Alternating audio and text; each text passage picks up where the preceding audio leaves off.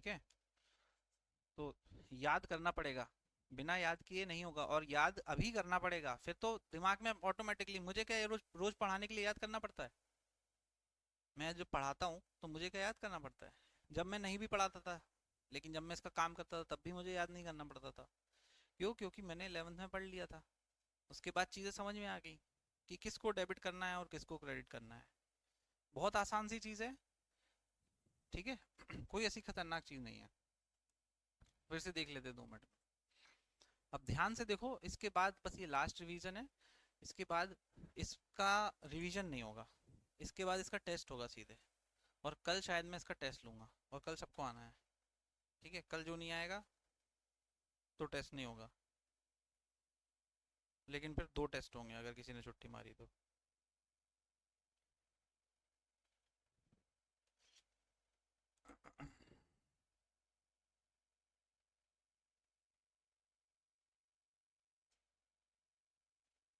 हम्म, चलो देखो। अब 2 अप्रोच है, हमेशा याद रखो। कोई अगर पूछे कि कौन सी अप्रोच है, तो एक जो मैं जब पूछता हूँ तो बोलता हूँ ना, ट्रेडिशनल अप्रोच के हिसाब से बताओ। कौन सी अप्रोच? ट्रेडिशनल। ट्रेडिशनल मतलब कोई जानता है क्या होता है? ट्रेडिशनल क्या है? पुरानी चीजें जो हिस्ट्री में चली आ रही हैं। हमारा ट्रेडिशन क्या था? हम कुर्ता पजामा पहनते थे, धोती कुर्ता पहनते, दिवाली मनाते थे, है ना? हमारे यहाँ जो तो पुरानी ट्रेडिशनल मतलब पुरानी चीजें। ठीक है, तो ट्रेडिशनल अप्रोच या ट्रेडिशनल क्लासिफिकेशन, क्लासिफिकेशन का मतलब क्या होता है? किसी भी चीज को अलग अलग छांटना, एक तरह के नेचर को। जैसे मैंने बोला था ना कि जो 5th क्लास के लड़के हैं, एक लाइन बना लो। तो 5th क्लास के लड़के एक नेचर हो गया। 5th क्लास तक की लड़कियां अलग लाइन बना लो। ये हो गया क्या? प्राइमरी तक के बॉयज एंड गर्ल्स के 2 क्लासिफिकेशन हो गए। 5th तक प्राइमरी क्लास होती है ना। तो एक तरह के सारे टमाटर एक डलिए में रख के फ्रिज में रखो। टमाटरों का सबका नेचर एक है। प्याज का नेचर अलग है। कैसे अलग है? प्याज अलग दिन तक चलती है। प्याज चलेगी 20 दिन तक, टमाटर चलेंगे 5 दिन तक। प्याज में से अलग महक आती है, टमाटर में से अलग महक आती है। तो अगर हम सबको एक साथ रख देंगे तो जो देर तक चलने वाली भी चीज होगी ना, वो भी जल्दी खराब हो जाएगी। तो इसका मतलब गलत गलत तरीका है वो, अगर हम एक तरह की नेचर की चीजों को एक साथ ना रखें। तो ट्रेडिशनल क्लासिफिकेशन यानी कि इन्होंने क्लासिफाई कैसे किया है? ट्रेडिशनल के बेस पे। ठीक है, तो उन्होंने बोला इसके बेस पे 3 तरह के अकाउंट्स होते हैं। वैसे अकाउंट्स कई तरह के, 2 तरह के ही होते हैं। जो बुक में है थ्योरेटिकल। प्रिंस इधर ध्यान दो, ऐसे वो मत करो कि नींद सी आ रही है। नींद आ रही है, पानी पियो और सामने देखो और मुझे देखो। ट्रेडिशनल में 2 तरह के अकाउंट है, पर्सनल अकाउंट और इम्पर्सनल अकाउंट। ठीक है, चलो मैं वैसे ही लिखवा देता हूँ, 3 तरह के तो आएंगे। तो एक क्या था? Impersonal account. और एक था पर्सनल अकाउंट। ठीक है।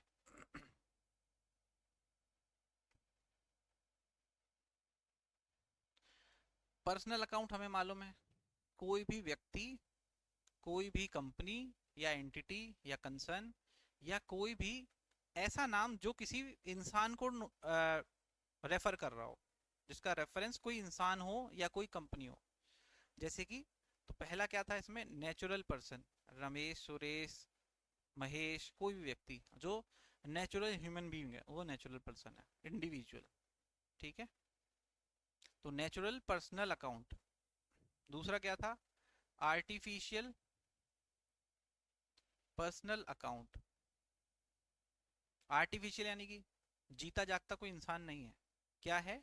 एंटिटीज, पार्टनरशिप फर्म, कोई कंपनी है वो, कोई प्रोपराइटरशिप फर्म है वो। तो प्रोपराइटरशिप फर्म कोई इंसान थोड़ी है, वो तो एक फर्म है जिसको किसने बनाया? कानून ने बनाया। तो लॉ में रजिस्टर्ड होती है, अपन को शॉप एक्ट में रजिस्ट्रेशन कराना पड़ता है। पार्टनरशिप एक्ट को भी अपन को रजिस्ट्रेशन कराना पड़ता है। तो कोई भी ऐसी कंसर्न, तो वो हमारी आर्टिफिशियल पर्सनल अकाउंट हो गई। और अगला क्या है? Representative personal account. Representative personal account, ये कौन है? मैं, मुझे किसी को पैसे देने बनते हैं या किसी से लेने बनते हैं, लेकिन मैंने उसका नाम नहीं लिखा। मैंने क्या लिख दिया? क्योंकि मेरे लिए वो इंसान, मुझ जैसे मैंने एग्जांपल क्या दिया था कि यहाँ पर जो बिजली कंपनी है, क्या अगर मुझे उसको बिल देना होता है तो जनरली मैं किसी से ऐसे बोलता हूँ कि अरे यार वो एमपीईबी को पैसे देने बकाया है, नहीं बोलता हूँ। मैं क्या बोलता हूँ, मेरा बिजली का बिल बकाया है। टेलीफोन को देना होता तो मैं क्या बोलता हूँ, मेरा टेलीफोन का बिल बकाया है।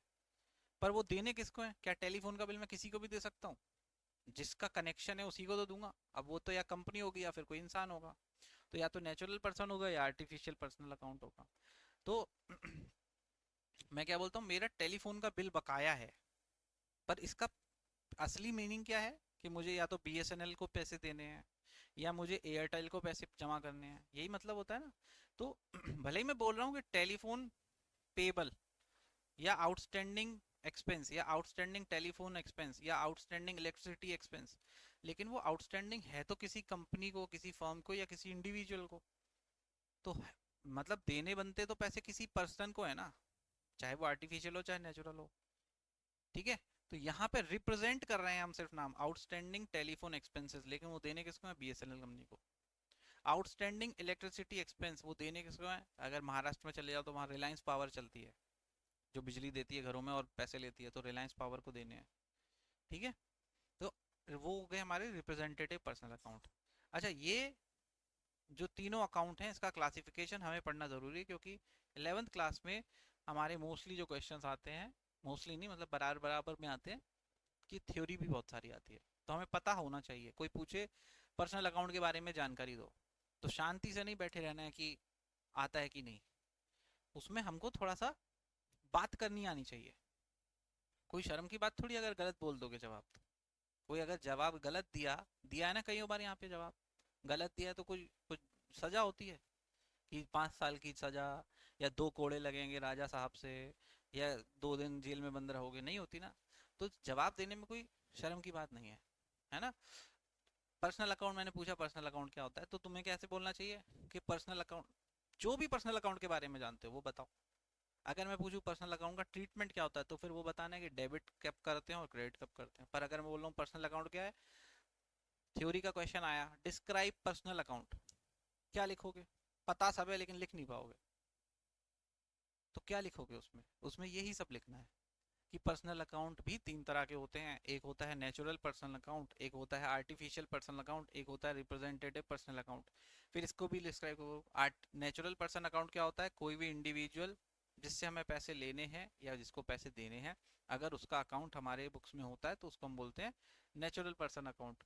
आर्टिफिशियल, अगर कोई एंटिटी है, कोई कंसर्न है, जिसमें एग्जाम्पल भी लिख दो, पार्टनरशिप फर्म है, कोई 1 पर्सन कंपनी है, कोई प्राइवेट कंपनी है, कोई पब्लिक कंपनी है, तो उसको अगर हम हमारे अकाउंट में उसका बैलेंस आता है तो उसको हम बोलते हैं artificial personal account. Representative personal account, example लिख दो आउटस्टैंडिंग इलेक्ट्रिसिटी एक्सपेंसेस, जो कि किसी को रेफर करते हैं लेकिन उनका नाम हम ऐसे लिखते हैं, आउटस्टैंडिंग टेलीफोन एक्सपेंसेस, आउटस्टैंडिंग। ठीक है। तो ये इस तरह से इसमें लिख गया। अब उसका ट्रीटमेंट लिखो कि इसमें ट्रीटमेंट क्या होता है। तो डेबिट व्हाट कम्स इन नहीं है, वो रियल का है। रियल का है तो हाँ क्यों कर रहे हो। इसका क्या है पर्सनल अकाउंट का? Debit the receiver. ठीक है, जिसको, जिसकी हम बात कर रहे हैं, अगर मैंने बोला महेश, उसको अगर पैसा मिल रहा है, जो भी चीज मैं दे रहा हूँ, अगर मैं मान लो असेट दे रहा हूँ तो उसको मिलना चाहिए, अगर मिल रहा है तो डेबिट, अगर वो दे रहा है तो क्रेडिट। तो debit the receiver, credit the giver.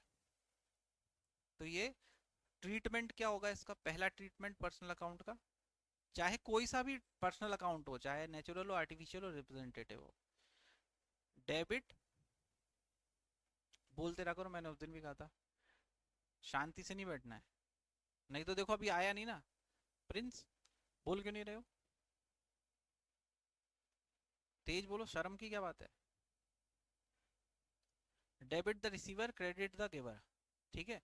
तो डेबिट द रिसीवर, जिसको मिल रहा है उसको डेबिट करो, जो दे रहा है उसको क्रेडिट करो। ठीक है। अब आ जाती है दूसरी बात, इम्पर्सनल अकाउंट।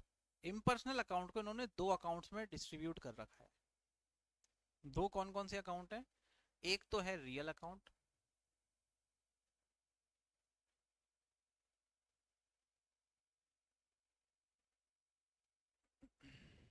और एक क्या है? Nominal account. तेज बोला करो। बोला तुमने, बहुत अच्छी बात है दिव्यांशु, लेकिन थोड़ा सा तेज बोला करो, है ना। ऐसे बोलो कि समझ में भी आए सबको। और तुम दोनों ने पीछे बोला ही नहीं। हाँ, क्लास में ऐसे शांति की तरह नहीं बैठना है। रियल अकाउंट में क्या क्या होता है? असेट्स। तो ऑल असेट्स, सारे के सारे असेट्स एक्सेप्ट,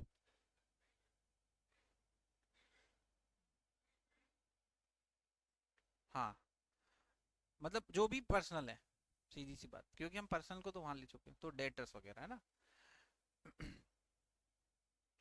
इसका ट्रीटमेंट क्या होता है? बताओ प्रिंस, बोलो। रियल में? नहीं, वो तो पर्सन का था, पर्सनल का था वो तो, ये लिखा है वो तो पर्सनल का। Debit what comes in, English में भूल जाओ तो हिंदी में बोलो। आने वाले को डेबिट करना है, जाने वाले को क्रेडिट करना है। असेट अगर मेरे पास आ रहा है तो डेबिट करो, असेट मेरे पास से जा रहा है तो क्रेडिट करो। तो क्रेडिट व्हाट गोज आउट, इसीलिए बोल रहा हूँ बार बार भूलो, नहीं तो भूल जाओगे, याद ही नहीं रहेगा। यही हो जाएगा, डेबिट व्हाट क्या था। तो ये चीज याद हो जानी चाहिए, debit what comes in, credit what goes out. Asset आ रहा है, एसी आता है, फ्रिज आता है, कैश आता है तो डेबिट करता हूँ, ये चीजें जाती हैं तो क्रेडिट करता हूँ, मतलब इनकी वैल्यू अगर कम होती है तो। ठीक है। नॉमिनल अकाउंट क्या थे? बोलो। सारे के सारे एक्सपेंसेस और लॉसेस, इनकम एंड गेन्स। ठीक। इसमें क्या था कि एक्सपेंस और लॉसेस आर ऑलवेज डेबिटेड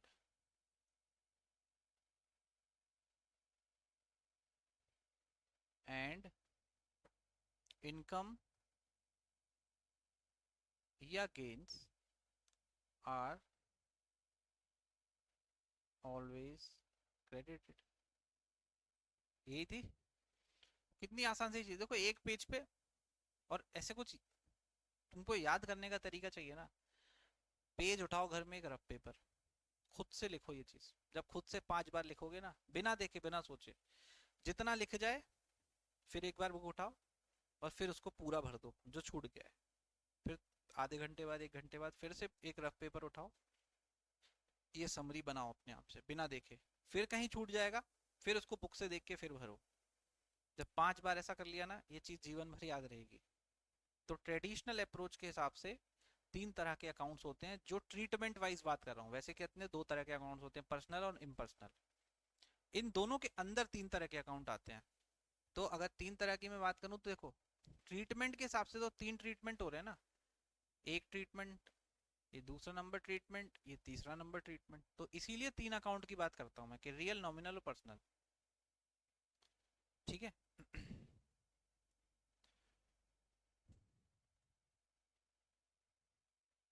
इसके बाद, तो वो कौन सी अप्रोच थी? Traditional classification. फिर क्या आई हमारी? Modern classification. दोनों में से कोई भी आप यूज कर लो, आपका आंसर सेम आएगा और सही वही होगा। इसके अलावा अगर गए तो गलत हो जाएगा आंसर। ठीक है। तो जिसने भी ये क्लासिफिकेशंस बनाए हैं, बहुत मेहनत करके बनाए हैं। इसमें क्या क्या होता था? असेट्स, असेट्स में हम क्या बोलते थे कि असेट अगर मेरा इंक्रीज हो रहा है तो क्या करना है, और असेट अगर मेरा डिक्रीज हो रहा है तो मुझे क्या करना है। ठीक है। दूसरा, लाइबिलिटीज, अगर मेरी इंक्रीज हो रही है तो क्या करना है, और डिक्रीज हो रही है तो क्या करना है। ठीक है। फिर क्या था हमारा? कैपिटल अकाउंट, कैपिटल अकाउंट अगर इंक्रीज हो रहा है तो क्या करना है, और डिक्रीज हो रहा है तो क्या करना है। एक्सपेंसेस, साथ में हमेशा लॉसेस चलेगा। ठीक है। इंक्रीज हो रहा है तो क्या करना है, डिक्रीज हो रहा है तो क्या करना है। हाँ, इनकम और प्रॉफिट या गेन, ठीक है, कुछ भी लिख सकते हो। अगर इंक्रीज हो रही है तो क्या करना है, और डिक्रीज हो रही है तो क्या करना है। तो इसका सीधा सीधा हिसाब ये है ट्रेडिशनल में असेट का क्या था, असेट आता था रियल के अंदर, तो मैं यहाँ लिखता जाता हूँ, ठीक है, ताकि दोनों का लिंक भी कर पाए हम। रियल अकाउंट यहाँ लिख देता हूँ एज पर कौन सी approach, traditional approach, traditional approach.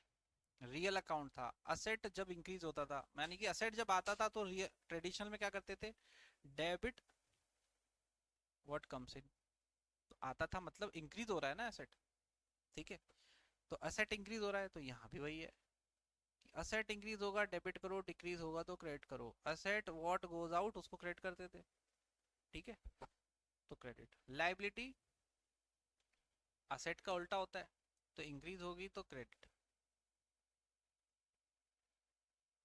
Decrease होगी तो डेबिट, ठीक है। कैपिटल भी एक तरह की लाइबिलिटी है, तो सेम चलेगा जैसी लाइबिलिटी होती है, ठीक है, क्रेडिट और डेबिट। एक्सपेंस लॉसेस, जब हम एक्सपेंस होता है तो मतलब एक्सपेंस बढ़ रहा है, तो डेबिट। यही तो सॉरी वाली बात ही तो नहीं होनी चाहिए, इतनी प्रैक्टिस करो। और इनकम जो है उसको क्रेडिट करना है, ठीक है, और अगर एक्सपेंस डिक्रीज हो रहा है तो क्रेडिट, और इनकम अगर डिक्रीज हो रही है तो डेबिट। इतना सा कंसेप्ट है। अब मुझे इसको अकाउंट वाइज देखना था, अकाउंट वाइज कैसे देखना था, कैसी भी अप्रोच को फॉलो कर लूँ, किसी भी अप्रोच को, हर एक ट्रांजैक्शन में एंट्री करने का बस इतना सा काम है, किस अकाउंट को, पहले तारीख तो मुझे पता होती है किस तारीख को, ठीक है, अगर 11th क्लास की बात करें तो सिर्फ आपको इतना सा सीखना है, कोई ट्रांजैक्शन हुआ, मैं बिजनेस के लिए एसी की रिमोट खराब हो गई, मैं खरीद कर लाया रिमोट, मुझे पहले तो ये पता होना चाहिए कि इसको मैंने कैश में खरीदा है या उधार खरीदा है। अगर कैश में खरीदा है तो मेरे पास से कैश गया, अगर मैंने यूपीआई से पेमेंट किया तो मेरे पास से बैंक का बैलेंस कम हुआ, कैश तो नहीं गया, लेकिन मुझे ना तो पैसा चुकाना है, यूपीआई से बैलेंस खत्म हो गया। अगर मैंने इसको उधार खरीदा तो उसको फ्यूचर में पेमेंट करना होगा, तो उसकी भी मुझे अपनी किताबों में दिखना चाहिए कि उसको रिमोट का पैसा बनता है, महेश कमलेश सुरेश किसी को भी, ठीक है। और दूसरी एंट्री क्या होनी चाहिए कि ये रिमोट जो है, या तो ये मेरे लिए रिपेयर एंड मेंटेनेंस है क्योंकि पुरानी रिमोट खराब हुई होगी, तो मेरे लिए एक जनरल एक्सपेंस है, असेट तो नहीं है ना, इतनी छोटी चीज़ों का कोई असेट नहीं होता। अगर मैं एसी खरीद रहा हूँ तो वो असेट होगा, वो हम आगे पढ़ेंगे, अभी मैं फिर भी एक हिंट दे रहा हूँ। तो हमें क्या देखना है कि दूसरा अकाउंट कौन सा, एक तो चलो कैश हमारा गया, बैंक का बैलेंस गया, या उधारी बढ़ी, मुझे किसी को पैसा फ्यूचर में देना पड़ेगा, तो कैश जाता है, कैश असेट है, कैश डिक्रीज हो रहा है तो क्या, क्रेडिट। बैंक का अकाउंट असेट है, डिक्रीज हो रहा है तो क्रेडिट, तो दोनों में से जो भी चीज़ मेरी कम हो रही है उसको मैं क्रेडिट कर दूंगा। लाइबिलिटी इंक्रीज हो रही है, अगर मुझे किसी को फ्यूचर में पैसा देना है तो इसी ट्रांजैक्शन की वजह से तो देना है कि मैं उधर उससे उधार लेकर आया, तो लाइबिलिटी इंक्रीज हो रही है तो भी क्रेडिट। तो तीनों में से, असेट में से कैश या बैंक अकाउंट या क्रेडिटर जिसको मुझे फ्यूचर में पैसा देना है उसको क्रेडिट करना है, ये तो पक्का हो गया। अब डेबिट क्या करना है, अब देखना जरा जिसने रूल बनाए कितने अच्छे से बनाए हैं। अगर ये रिमोट है और मैं बोलूँ कि ये तो रिपेयर मेंटेनेंस का खर्चा है, कोई असेट नहीं है मेरे लिए, तो खर्चा है, खर्चा क्या होता है, क्या होता है, अरे डेबिट या प्रॉफिट, डेबिट या क्रेडिट, डेबिट, डेबिट ना, कैश क्रेडिट हुआ, ये एक्सपेंस डेबिट हो गया, तो मैं क्या बोलूंगा, रिपेयर एंड मेंटेनेंस अकाउंट या रिमोट एक्सपेंस अकाउंट, कुछ भी, ठीक है, रिमोट एक्सपेंस अकाउंट कुछ नहीं होता। वो तो तब होगा जब असेट को, अगर अगर इसको असेट मान रहे होंगे हम, ठीक है, छोटी चीज़ों को, इतनी छोटी चीज़ों को हम असेट नहीं मानते, बहुत छोटी चीज़ होती है। तो मैं क्या बोलूंगा कि ये मेरा रिपेयर एंड मेंटेनेंस का खर्चा है, खर्चा है तो डेबिट करा, तो मैंने खर्चे के अकाउंट को डेबिट किया। क्रेडिट किसको किया, कैश अकाउंट को। मैंने पहले क्या बोला था, डोल एस्पेक्ट के हिसाब से कि जितना अमाउंट डेबिट होगा उतना ही एग्जैक्ट अमाउंट क्रेडिट होता है हमेशा अकाउंट्स में, ठीक है।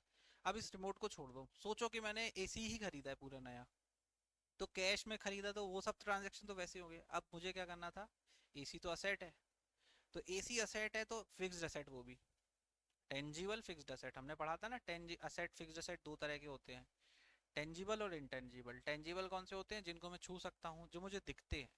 इंटेंजिबल कौन से होते हैं?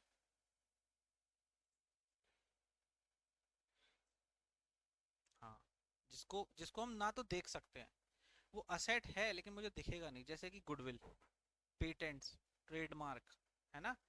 तो जैसे, हाँ, स्टॉक्स, स्टॉक्स नहीं, स्टॉक्स नहीं।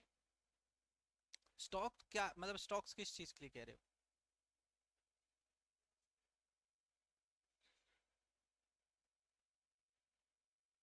वो असल में फिक्स्ड असेट नहीं होता।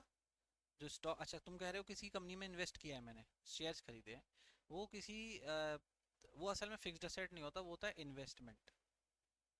ठीक है, वो इन्वेस्टमेंट होता है, वो फिक्स्ड असेट नहीं होता, तो इसलिए वो टेंजिबल और इंटेंजिबल में नहीं आएगा। फिक्स्ड असेट तो मैंने जो चीज़ मुझे फ्यूचर में काम आएगी, ठीक है, वो है फिक्स्ड असेट, वो भी लंबे समय तक। ठीक है, उसमें टेंजिबल और इंटेंजिबल उसके अंडर आता है। जो शेयर्स खरीदने वाली बात है, वो तो मैं क्यों खरीदे मैंने शेयर? ताकि वहां से मुझे अच्छा रिटर्न मिल पाए, तो वो तो मेरा इन्वेस्टमेंट है। ठीक है। और फिक्स्ड असेट में टेंजिबल होंगे, इंटेंजिबल होंगे। इंटेंजिबल गुडविल, गुडविल क्या होती है? एक तरह से रेपुटेशन होती है, जिसकी वजह से जिसके पास गुडविल ज्यादा है वो नॉर्मल लोगों से ज्यादा प्रॉफिट कमा रहा होगा। जैसे मैंने उस दिन एग्जांपल क्या दिया था कि मैं टाटा जैसी एक टिगोर कार मैं बना लूं, बिल्कुल सेम, एकदम एग्जैक्ट, बल्कि मेरा 2 का एवरेज ज्यादा देती हो। अगर टिगोर 18 का देती है तो मेरे 20 की एवरेज देती है गाड़ी। अगर वो 15 साल चलेगी गाड़ी, अच्छे से चलाओगे, मेरी 20 साल चलेगी, तब भी टिगोर ज्यादा बिकेगी। क्यों बिकेगी? ब्रांड। तो क्या ब्रांड कोई चीज है जिसको तुम देख सकते हो? ब्रांड कहीं टाटा कंपनी में खड़ी रहती होगी क्या, कि आज वो ग्वालियर चली गई है, कल मुरैना चली गई है? या टाटा जी, रतन टाटा के घर में कोई एक सामान रखा होगा जिसका नाम ब्रांड होगा? नहीं ना। तो ब्रांड क्या है? एक काल्पनिक असेट है जो हमारे दिमाग में चल रहा है, पेपर्स पे चल रहा है, लेकिन एक्चुअल में उसका कोई फिजिकल एक्सिस्टेंस नहीं है, ना मुझे वो दिखता है, ना मुझे, मैं उसको छू सकता हूँ। एसी को मैं छू सकता हूँ, कार को भी छू सकता हूँ, बिल्डिंग को छू सकता हूँ, जमीन को, लैंड को छू सकता हूँ।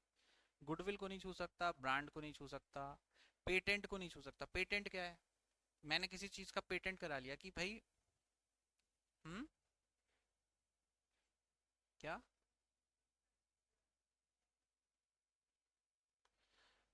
पेटेंट ना, वो तो ट्रेडमार्क भी होता है।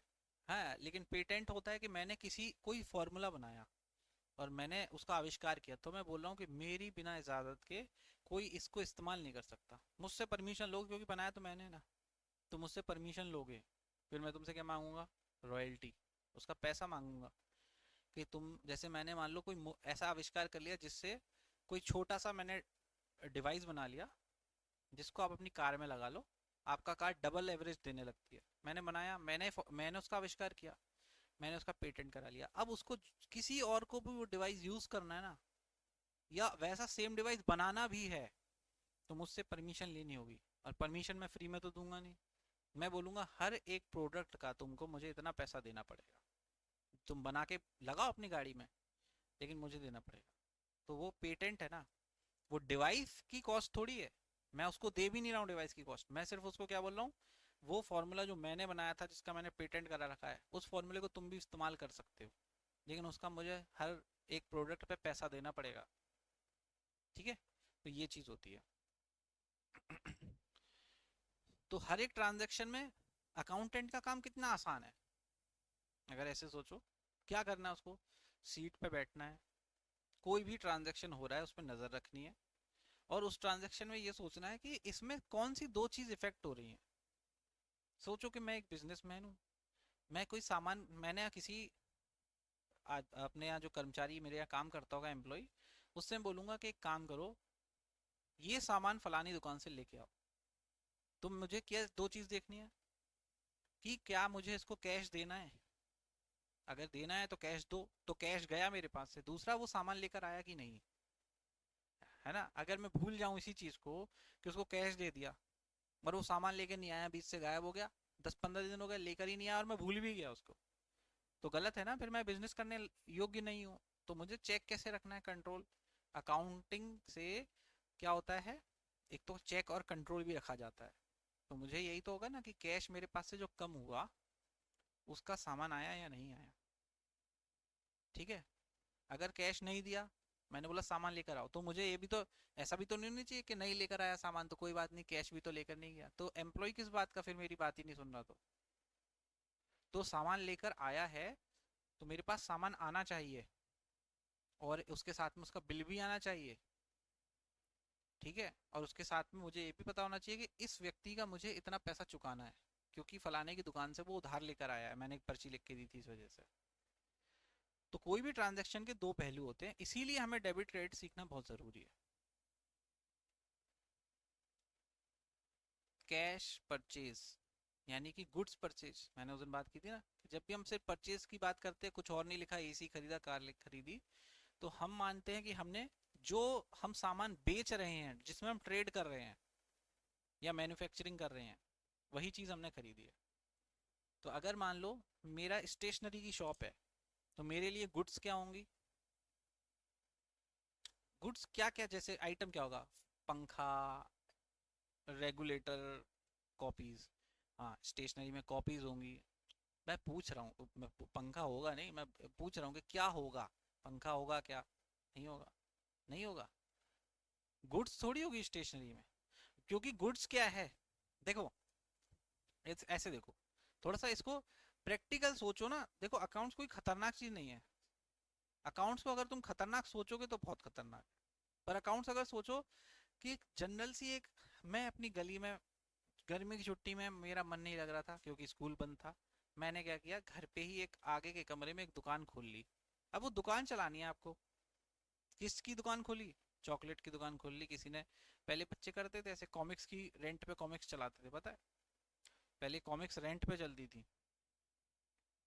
तो जैसे कुछ बच्चों के पास अच्छी ज़्यादा सी कॉमिक्स होती थी ना खुद से पढ़ने के लिए, तो उसको वो किराए पे चला देते थे, 1 रुपए दिन भर में, 2 रुपए, और लोग लेते थे, पढ़ते थे, क्योंकि वो सोचते थे पूरी कॉमिक्स तो आएगी 15-20 रुपए की, 1 रुपए दिन में पढ़ लो एक दिन में, पूरे दिन में वो कॉमिक्स पढ़ते थे, क्योंकि उस समय इंटरनेट वगैरह कुछ था नहीं। साइकिल रेंट पे मिलती थी, 10 रुपए 5 रुपए पर डे पे। तो ये भी एक बिजनेस था पहले। तो क्या वो बिजनेस करने वाले लोग अकाउंट्स पढ़ते थे, नहीं पढ़ते थे। तो आपको ऐसे सोचना है कि बिजनेस एक कोई खतरनाक सी चीज नहीं है, या अकाउंट्स भी कोई खतरनाक सी चीज नहीं है, एक हिसाब लगाना है। मान लो आपके बर्थडे पे आपके घर वालों ने आपको 100 रुपए दिए कि जाओ अपने दोस्त को पार्टी देना, और लौट के आके अगर आपसे पूछें कि 100 रुपए में से कुछ बचे या नहीं बचे, और अगर आप उसका हिसाब ना दे पाओ, क्या ऐसा होता है हिसाब ना दे पाओ, नहीं होता ना। मतलब जनरली 100 रुपए में तो हिसाब आ ही जाता है। ठीक है, तो हिसाब कैसे दोगे कि 20 रुपए का हमने ये खाया, 50 रुपए का हमने पेट्रोल डलाया, फिर हमने 30 रुपए का ये खाया, तो 100 रुपए पूरे खत्म। अगर 10-20 रुपए बच गए तो वो भी बच जाएंगे। तो हिसाब ही तो रखना पूरी अकाउंटिंग है। अब मुझे बताओ कि स्टेशनरी शॉप है, ऐसे सोचो कि आप लोग एक स्टेशनरी शॉप खोल रहे हो,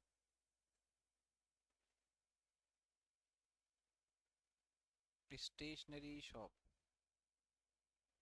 अब सोचो कि इसमें क्या क्या खर्चे, क्या क्या चीजें होती होंगी इनकी, जो हम, जिसके बारे में हम सोचेंगे कि यार ये बिजनेस में हमको ये ट्रांजेक्शन्स मिलेंगे आगे जाके। ऐसी क्या चीज होती होगी। मैंने स्टेशनरी की दुकान खोल ली, मुझे एक कमरा मिल गया, अब मैं क्या करूंगा, तो सबसे पहले तो स्टेशनरी का सामान लेकर आऊंगा। स्टेशनरी का सामान कोई एक तो होता नहीं है, हजार तरह के पेन होते हैं जो अपन को रखने पड़ते हैं। कि स्टेशनरी की दुकान पे जाना, उससे बोलना ये वाला नहीं चाहिए, लक्सर का पेन चाहिए, वो लक्सर का रखा होगा। फिर बोलना कि नहीं मुझे डिस्पोजेबल, वो जो यूज एंड थ्रो वाले पेन होते हैं ना, जिसमें रिफिल नहीं डलती, 2.5-3 रुपए का आता है, वो भी रखा होगा। ब्लू भी होगा, ब्लैक भी होगा, रेड भी होगा, जेल भी होगा, वॉल भी होगा। अच्छा, जेल में भी कई तरह के भी होंगे, 5 वाला भी होगा, 20 वाला भी होगा। इंक पेन भी होगा, पेंसिल भी होगी, रबर भी होगी, इरेजर भी होगी। कितने आइटम्स रखने पड़ते हैं, तो क्या ये सब उसको एक ही जगह से मिल जाते होंगे, बहुत सारे ट्रांजेक्शन्स होते होंगे। Pen, pencil, eraser, sharpener, scale, हाँ, हो गया कंप्लीट? ये कुछ छूट गया है? हो गया ना, चलो ठीक है। वानी, वो क्वेश्चन पेपर मत देना नीलिशा को भी, ठीक है? स्केल और papers, chart paper, colour paper, tape, cello tape, कम से कम 500 आइटम्स होंगे जो हम स्टेशनरी के रख सकते हैं, कम से कम। अभी हम यहाँ कितने भी सोच लें तब भी हम 200 पे भी नहीं पहुंच पाएंगे। होता है ना, कम से कम 500 आइटम्स होंगे। तो क्या 500 के 500 आइटम एक ही आदमी दे जाता होगा? नहीं। नोटबुक में भी अलग अलग, क्लासमेट की नोटबुक अलग, दूसरी कंपनी की अलग, लोकल वाली अलग, पीले वाले पेपर वाली अलग, काले पेज वाली अलग, है ना? फिर उन बुक्स का कवर चढ़ाने का तरीका, कवर, फेविकॉल। बताओ, सोचो स्टेशनरी में क्या क्या मिलता है। गिफ्ट आइटम्स मिलते हैं, टेप मिलता है, ट्रांसपेरेंट डबल साइडेड टेप मिलता है, और इसके कलर्स मिलते हैं। कलर्स में भी देखो कई तरह के, वाटर कलर अलग है, पोस्टर कलर अलग है, स्केच कलर अलग है, मार्कर अलग है, हाइलाइटर अलग है। कितने ट्रांजैक्शंस होते होंगे? क्या वो हिसाब नहीं रखते होंगे अपने पास? रखते होंगे, नहीं तो घाटा खा रहे हैं कि फायदा चल रहा है पता ही नहीं चलेगा। तो ऐसे करके बहुत सारे नंबर ऑफ ट्रांजैक्शंस हो जाते हैं जिसको उनको याद रखना पड़ता है। लेकिन वो याद तो रख नहीं सकते क्योंकि इतने ट्रांजैक्शंस होते हैं। तो उसको वो क्या करते हैं, रिकॉर्ड करते हैं। रिकॉर्ड मतलब लिख के रखते हैं अपने कागजों पे, रजिस्टर पे, ठीक है? तो ये जो स्टेशनरी का सामान है, ये उन्होंने क्यों खरीदा था? क्या बस दुकान पे रख के दिखाने के लिए, डिस्प्ले करने के लिए? क्यों खरीदा था? बेचने के लिए। जिसको मैं इंग्लिश में बोलूं तो ऐसे बोल सकता हूँ, उसको ट्रेड करने के लिए। ट्रेड होता है ना, ट्रेड ही तो वर्ड है। इसको ट्रेड करने के लिए खरीदा था। अब मुझे बताओ, क्या स्टेशनरी की दुकान में तुमने ये सामान ऐसे जमीन पे रख देते हैं? सोचो जरा, ऐसे सोचो कि मैं खुद स्टेशनरी वाला हूँ। सोचो कि मैं बिजनेस कर रहा हूँ, मैंने ये सामान खरीद लिया, मैंने कमरे में से नीचे जमीन में बिछा बिछा के रख दिया। कोई भी ग्राहक आ रहा है, मैं बोला हूँ नीचे क्या चाहिए, नीचे से उठा के उसको दे रहा हूँ। ऐसा होता है स्टेशनरी की दुकान में? अगर ऐसी दुकान खोलोगे कोई आएगा? सब्जी की दुकान खोलोगे तो ऐसा कर सकते हो, सब्जी की दुकान में होता है नीचे लोग बिछा के बैठ जाते हैं। पर स्टेशनरी की दुकान में ऐसा नहीं होता। स्टेशनरी की दुकान में फिर क्या खरीदना पड़ेगा आपको? फर्नीचर। तो काउंटर बनवाने पड़ेंगे, दीवार में लगवाना पड़ेगा जहाँ ऐसे करके बुक के शेल्फ लगा पाओ, कॉपी लगा पाओ, चार्ट पेपर को अलग तरीका रखने का, ठीक है? स्केच पेन को अंदर रखना पड़ेगा ताकि वो सूख ना जाए, बाहर धूप में रखे होंगे तो सूख जाएंगे। तो ऐसे करके हर एक चीज का अलग तरीका। तो उसके लिए क्या करोगे, फर्नीचर खरीदोगे या बनवाओगे, ठीक है? गर्मी लगेगी तो एयर कंडीशन लगाओगे। और अगर एयर कंडीशनर नहीं भी लगाया, क्योंकि हो सकता है बहुत बड़ा काम ना हो, तो पंखा तो लगाओगे। गर्मी ज़्यादा आएगी तो कूलर लगाओगे। ट्यूबलाइट लगाओगे। अंधेरे में तो बेचोगे नहीं कि कोई आया है तो चलो मोमबत्ती जला लें। तो अगर मोमबत्ती जलाई तो क्या होगा? कॉपी में आग लग जाएगी, लग जाएगी ना। तो ट्यूबलाइट लगाओगे। बैठने के लिए चेयर रखोगे, रखोगे चेयर। और क्या क्या कर सकते हो? एक अपनी दुकान का बोर्ड लगाओगे, डिस्प्ले बोर्ड,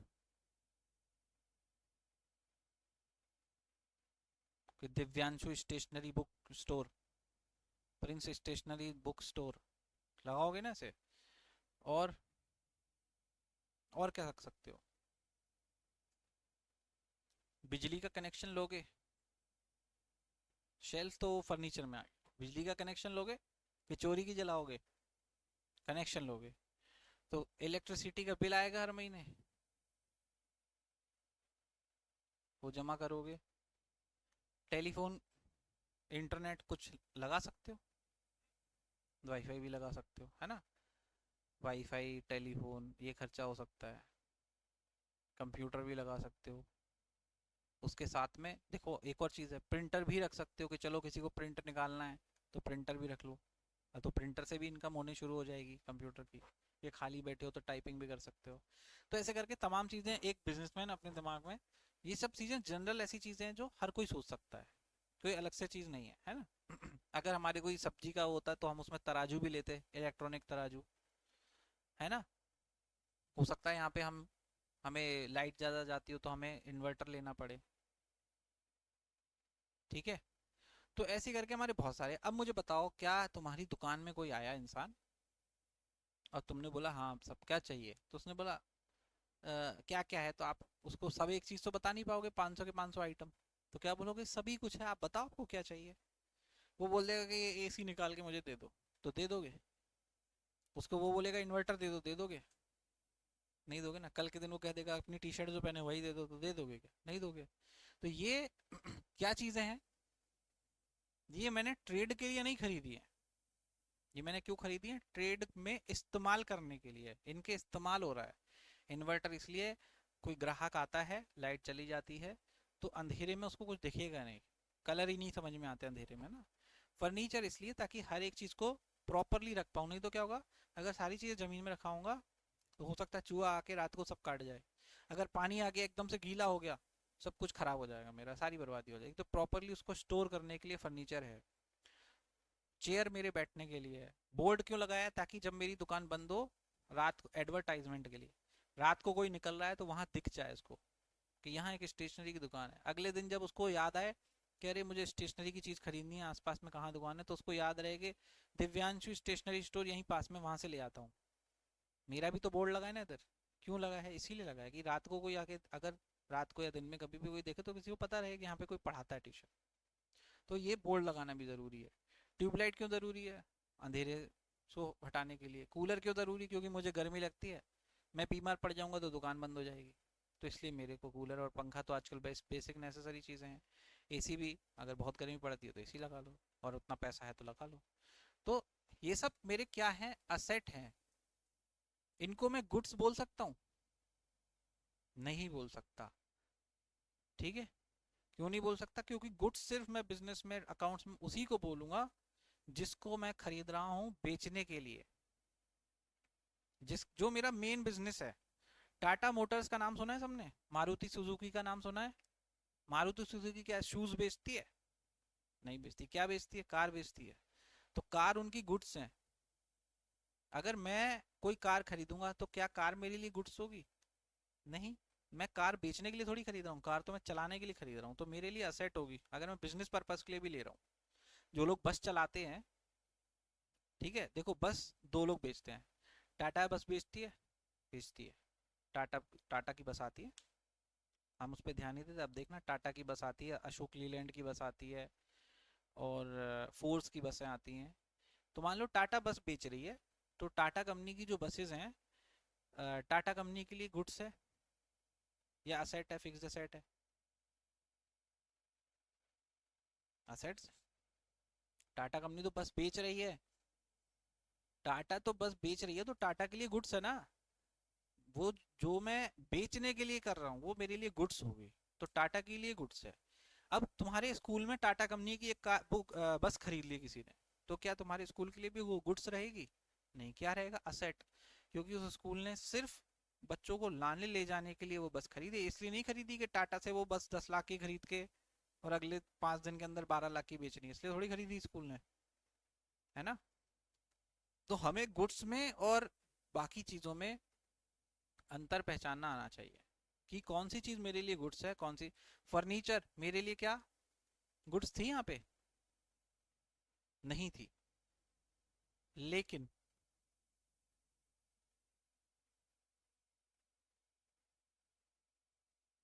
लेकिन मुझे बताओ कि अगर ये फर्नीचर को मैं, इसकी बात,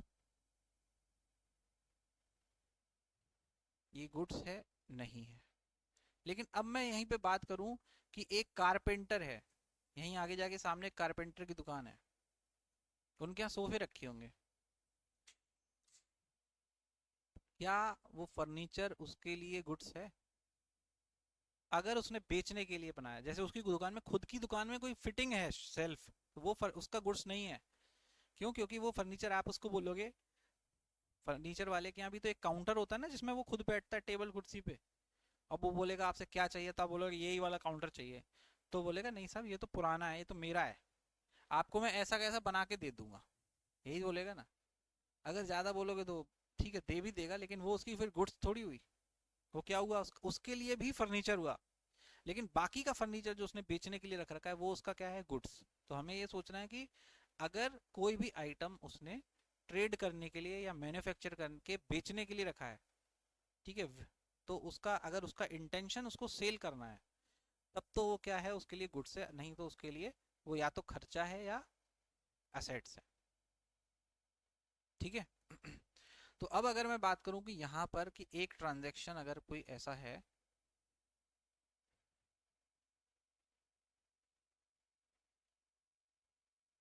जिसमें मैं बोलूं कि goods purchased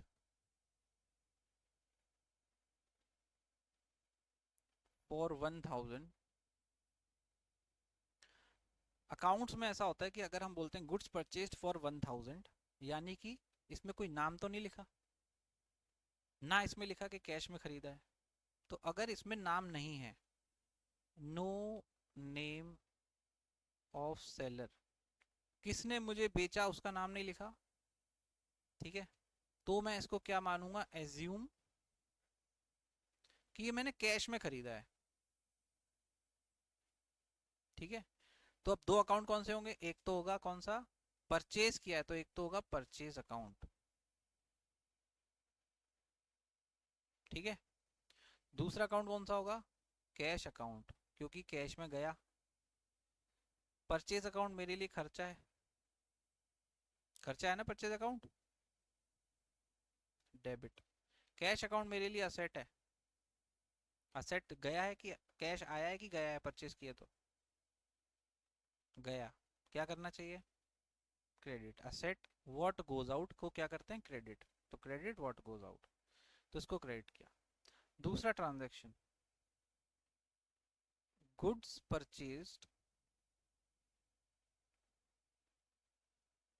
from Sonu for ₹1000। ऊपर वाले में क्या लिखा था, गुड्स परचेज्ड फॉर ₹1000, किससे खरीदी, सोनू मोनू दोनों, नहीं लिखा था। कैश में खरीदी, बैंक में लिखी, ये भी नहीं लिखा था। तो हमने क्या माना, जब नाम नहीं लिखा है तो हम मानेंगे कि हमने कैश में खरीदी होगी, है ना। उधार खरीदी नहीं होगी।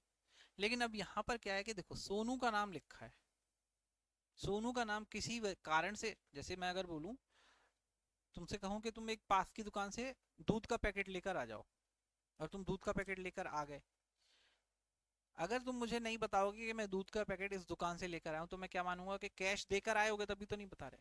अगर तुम उससे उधार लेकर आओगे और बोलोगे कि सर मैं उससे उधार लेकर आया हूँ, आप उसको पैसे दे देना, तो उसका नाम बताओगे ना मुझे कि किस दुकान से लाए हो, इस तरफ वाली दुकान से लाया हो, किस तरफ वाली से लाया हो, आगे से लाया हो, पीछे से लाया हो, तभी तो उसको पेमेंट करना होगा मुझे। तो इसलिए यहां पर हम क्या मानेंगे, एज्यूम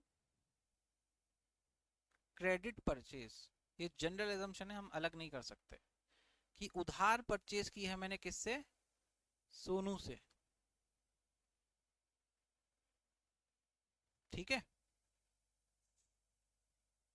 इसके बाद इसकी एंट्री क्या होगी, मैंने गुड्स परचेज करी, तो परचेज एक खर्चा तो है मेरा, परचेज अकाउंट, तो खर्चा तो हमेशा डेबिट होता है, तो डेबिट कर दिया, debit all expenses and losses. दूसरा क्या, मैंने कैश दिया,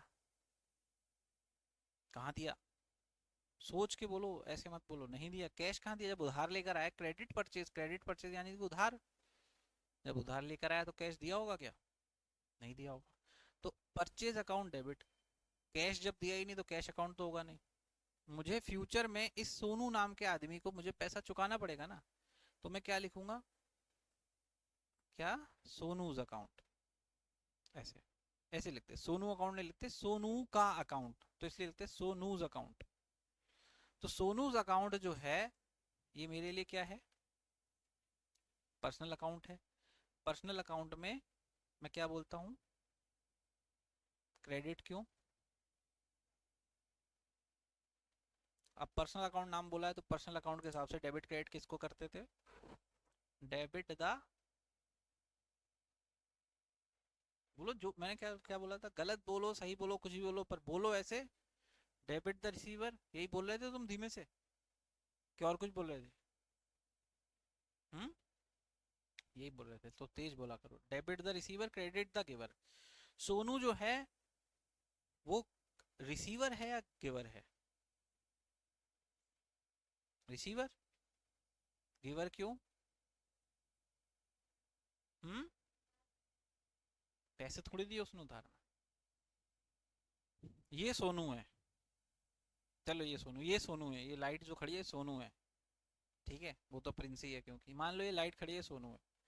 मैं इसके पास गया, मैंने कहा मुझे सामान चाहिए तुम्हारा, 1,000 रुपये का सामान दे दो। उसने मुझे सामान दे दिया, सामान आ गया मेरे पास, ये रिमोट आ गई। मैंने, उसने बोला पैसे, तो मैंने कहा पैसे अगले हफ्ते दे दूंगा तुम्हें। मेरे पास सामान आ गया, मैंने परचेज अकाउंट, मेरा एक खर्चा था, परचेज अकाउंट को डेबिट कर दिया, ये सामान आ गया मैंने डेबिट कर दिया अपने पास। मैं इसको बोल रहा हूँ कि तुमको मैं पैसा बाद में दूंगा, ये रिसीवर है या गिवर है? गिवर क्यों? क्या दिया इसने मुझे?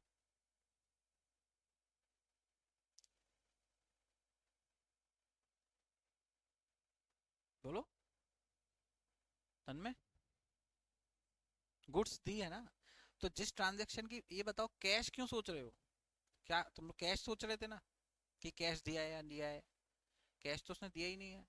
हम जिस ट्रांजेक्शन की बात करें, हमें यहाँ पे ट्रांजेक्शन क्या है? सामान खरीदा, किससे? सोनू से।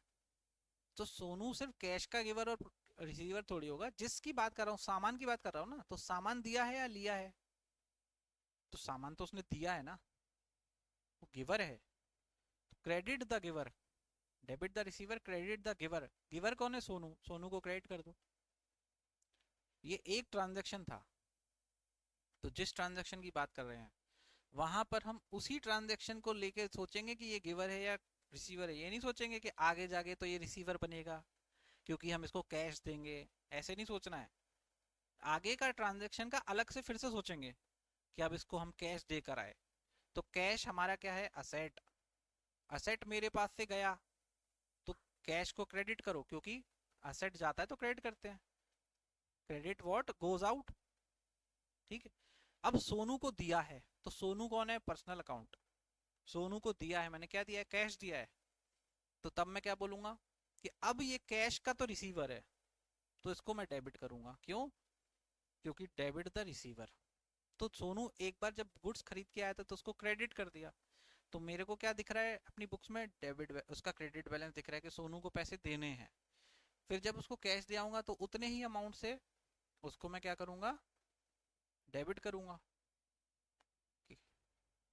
है ना। Sonu account debit, cash account credit. तो जितने अमाउंट से उसको डेबिट किया था उतने ही अमाउंट से उसको, सॉरी जितने अमाउंट से उसको पहले क्रेडिट किया था उतने ही अमाउंट से उसको डेबिट कर दिया, तो उसका बैलेंस ऑटोमेटिक जीरो हो गया। हो गया जीरो। तो अब मुझे कुछ नहीं देना, जब कैश चुका दिया उसके बाद थोड़ी कुछ देना उसको। ऐसे चलती है पूरी अकाउंट्स, ऐसे सोचना, कोई खतरनाक काम नहीं है। डेबिट क्रेडिट के रूल्स घर से 10 बार 20 बार, जितनी बार में समझ में आए उतनी बार में समझो और प्रैक्टिस करो लिख के। जब तक हम पेन से प्रैक्टिस नहीं करते तब तक कुछ समझ में नहीं आता है, ठीक है। सोनू अकाउंट को मैं क्रेडिट करूंगा। अब इसी अकाउंट, इसी ट्रांजेक्शन को, तीसरा ट्रांजेक्शन क्या होगा? तीसरा ट्रांजेक्शन बोल रहा हूँ, goods purchased from Monu in cash for ₹5,000। क्या मतलब है इसका? मोनू से खरीदा है 5,000 रुपए में, लेकिन कैश देके, जब कैश दे दिया उसको तो मोनू के नाम से मुझे क्या करना है? जब कैश में ही लेकर आए हो तो मोनू से लाते, सोनू से लाते, किसी से भी लेकर आते, कैश में लाए हो तो मुझे मोनू को ना तो पैसे देने हैं ना उससे लेने हैं। तो यहाँ पर मैं मानने की जरूरत ही नहीं है, तो सीधी सीधी बात है कि मोनू नाम के व्यक्ति, अब कैश में लाऊं चाहे कैसे भी लाऊंगा तो किसी इंसान से, तो कैश में किसी मोनू नाम के व्यक्ति से मैं लेकर आया, तो मुझे क्या करना?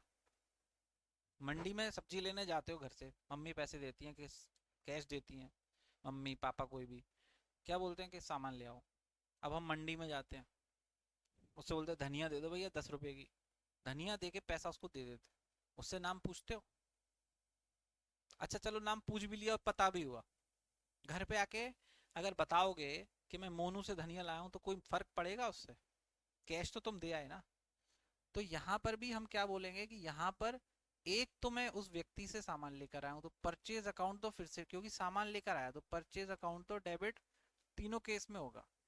पर यहाँ मैं क्या बोल रहा हूँ कि कैश में लेकर आया हूँ, तो कैश अकाउंट मेरी जेब से चला गया तो क्रेडिट, मोनो अकाउंट यहाँ कोई मतलब ही नहीं है इससे। ठीक है, तो ये तीन तरह के ट्रांजेक्शन है। अब इसी में दूसरा ट्रांजेक्शन क्या था, हमने सोनू से उधार खरीदा था, इसका चुकाना भी होगा पैसा, तो चुका देते हैं। तो क्या लिखेंगे अगला, कैश पेड टू सोनू। कितना चुकाना था इसको? 1,000 रुपये। तो 1,000 रुपये सोनू को पेमेंट कर दिया अगले हफ्ते जाके। इसकी क्या एंट्री करूंगा मैं? कौन बताएगा? दिव्यांशु सोचो जरा। प्रिंस भी सोचो, सोचो सब, पर बोलेगा दिव्यांशु पहले। इसमें क्या, कौन से दो अकाउंट हैं जो इस ट्रांजैक्शन से इफेक्ट हो रहे हैं? इसके बाद वो अकाउंट डेबिट होंगे। पहले ये बताओ कौन से दो अकाउंट हैं जो इससे उससे अफेक्ट होंगे? कैश और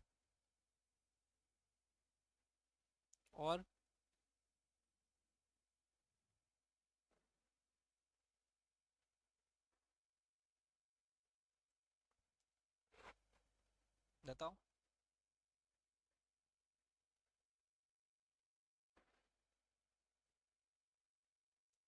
कैश टू सोनू।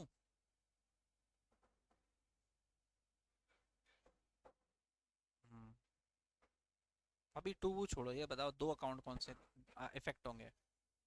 कैश और सोनू। ठीक है, ये टू की आदत तो तब लगेगी जब जर्नल एंट्रीज कर लोगे। अभी जर्नल तो करी नहीं है, स्कूल में कर, स्कूल में कर ली होगी, है ना? पहले अकाउंट में हमें ये देखने की जरूरत है। तो सोनू अकाउंट और कैश अकाउंट, दो अकाउंट इफेक्ट हो रहे हैं। क्या यहाँ लिखा है कि मैंने उससे माल खरीदा इसलिए 1,000 रुपये दे रहा हूँ? इस ट्रांजेक्शन में तो बस ये लिखा है ना, पैसे मैं उसको उसी के लिए दे रहा हूँ क्योंकि उससे सामान खरीदा था। पर दो, तो दो ट्रांजेक्शन्स हैं। एक तो मैंने सामान खरीदा उधार, उसकी एंट्री अलग हो गई। उसके बाद मैं कैश पेमेंट कर रहा हूँ, उसकी अलग एंट्री है। ठीक है, तो सोनू अकाउंट को मैं करूंगा, क्या करूंगा? सोनू को कैश दिया है या उससे लिया है? तो सोनू गिवर है या रिसीवर है? रिसीवर है। अब यहाँ क्योंकि कैश की बात हो रही है, तो कैश का तो रिसीवर सोनू है। तो कैश को क्या करूंगा, सॉरी सोनू को क्या करूंगा? Debit, debit the receiver. Cash asset है या पर्सनल है या नॉमिनल है? रियल। कैश आता है, जाता है, क्या करते हैं? यहाँ पर कैश आ रहा है कि जा रहा है? जा रहा है, उसको क्या करेंगे? क्रेडिट।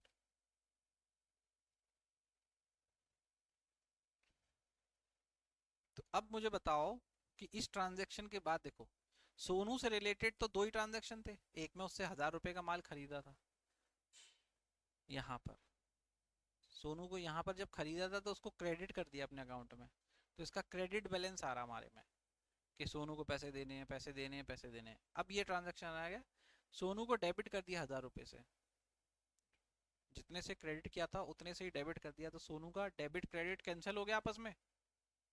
ठीक है, तो अमाउंट नील। अब सोनू को कुछ नहीं देना है चुकाने के बाद। ऐसे चलती है अकाउंटिंग पूरी। इसलिए डेबिट क्रेडिट पढ़ना बहुत ज़रूरी है। इसकी प्रैक्टिस जितनी करोगे उतनी कम है, समझ रहे हो? इसकी प्रैक्टिस करो घर पे, ट्रेडिशनल अप्रोच की और मॉडर्न क्लासिफिकेशन की, दोनों की। क्योंकि प्रैक्टिस नहीं करोगे आगे नहीं बढ़ पाएंगे। बार बार, क्योंकि हर बार अगर मैं बताऊं कि डेबिट किसको करना है, क्रेडिट किसको करना है, तो गलत है ना। तो कल डेबिट क्रेडिट का टेस्ट है, 20 मिनट का टेस्ट है सिर्फ, 15-20 मिनट का।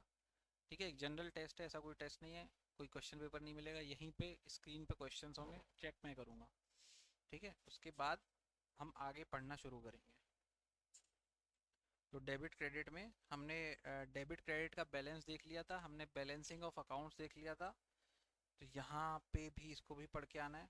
मतलब ये चैप्टर हम पूरा कर चुके हैं एक बार। क्वेश्चंस करो घर पे।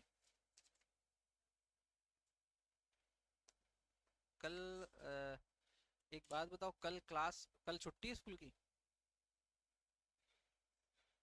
जाना है? तो इसी टाइम पे रखते हैं क्लास, 3:30 पे, या थोड़ा सा और पहले रख लो कल। अब वो देखो, उसका कोई फिक्स तो नहीं है, बारिश हो जाती है, कोई नियम तो है नहीं भगवान ने कि 3:30 पे ही बारिश करूंगा मैं। मैंने 3 बजे कर दिया, उस दिन हो गई बारिश फिर, है ना? वो बारिश का कोई पक्का नहीं है। बारिश हो रही है, थोड़ा सा पहले से आके बैठो, छाता लो घर में, तो घर तुम्हारा पास में ही है, छाते तो थोड़ा सा पहले आओ। अगर लग रहा है कि मौसम खराब है, अभी बारिश नहीं हो रही, तो पहले आ जाओ। ठीक है, और अगर इन केस कभी ऐसा हो गया कि बहुत बारिश हो रही है, घर में बैठे ऑनलाइन क्लास ज्वाइन कर लो, ऑप्शन है। लेकिन ऑनलाइन को प्रेफर मत करो ऑनलाइन में, क्योंकि तुम्हें मालूम है कि ऑनलाइन और यहाँ बैठ के पढ़ने में अंतर है। जो ऑनलाइन में, क्योंकि ऑनलाइन में आपके घर में नेटवर्क चला गया, बीच में आवाज़ कट गई, फिर वो बैठे रहो, फिर कह रहे सर आवाज़ आ रही है, आवाज़ आ रही है। अब सर, तुम्हारा नेटवर्क ही चला गया, सर को क्या आवाज़ आएगी? है ना? फिर हम बाहर जाते हैं, काटते हैं, फिर कोई घर में बगल में बैठा है, बातें कर रहा है, डिस्टरबेंस होता है। वो टीवी देख रहा था उस दिन घर पे बैठ के, गाना सुन रहा था पीछे, माता के कीर्तन चल रहे हैं। हाँ, तो अच्छा, तो मम्मी को बोल देते, मम्मी बंद नहीं करती, तुमने बोला ही नहीं होगा, तुमने बोला नहीं था ना पहले। अच्छा, ईयरफोन लगाए थे। चलो ठीक है। ठीक है, तो इसकी कल पढ़ के आओ ये चैप्टर। इसके बाद हम डेबिट और क्रेडिट का टेस्ट लेंगे, चैप्टर नंबर 6 का। अनसॉल्व क्वेश्चंस करके आओ। ठीक है, अभी कोई भी डाउट हो, घर पे सारे क्वेश्चंस करके आने हैं कल, 14 के 14 क्वेश्चंस। ठीक है, इसके बाद सुनो, अ, तो अभी घर पे जाके क्या करोगे? क्वेश्चन करोगे इसके। और क्वेश्चन, जिसको कहीं भी कोई क्वेश्चन अटक रहा है, व्हाट्सएप पे मेरे उसकी फोटो खींच के भेजना। किसकी? क्वेश्चन की, और जो आंसर लिखा है उसकी। ठीक है, दोनों की। पहली बात तो आंसर मैच होना चाहिए, अगर मैच नहीं हो रहा तो इलस्ट्रेशंस पढ़ो दोबारा से। इलस्ट्रेशन पढ़ के भी मैच नहीं हो रहा, फिर एक बार देखो, फिर भी नहीं आए, तब मुझे मैसेज करो। क्योंकि खुद से चीज देखना, जब अपन किसी की गाड़ियां पीछे बैठ के जाते हैं, अपन को रास्ता याद नहीं होती ना, जब खुद चला के जाते हैं याद हो जाती है। यही कारण है। अगर मैं आंसर बता दूंगा और समझ में आ जाएगा आपको, तो आपको वो थोड़े दिन, 5-7 दिन याद रहेगा, फिर भूल जाओगे। लेकिन खुद से उसका सॉल्यूशन अगर निकालोगे, अटक गए ना, फिर से निकालोगे, वो जीवन भर याद रहता है। ठीक है, चलो, कल 3:30।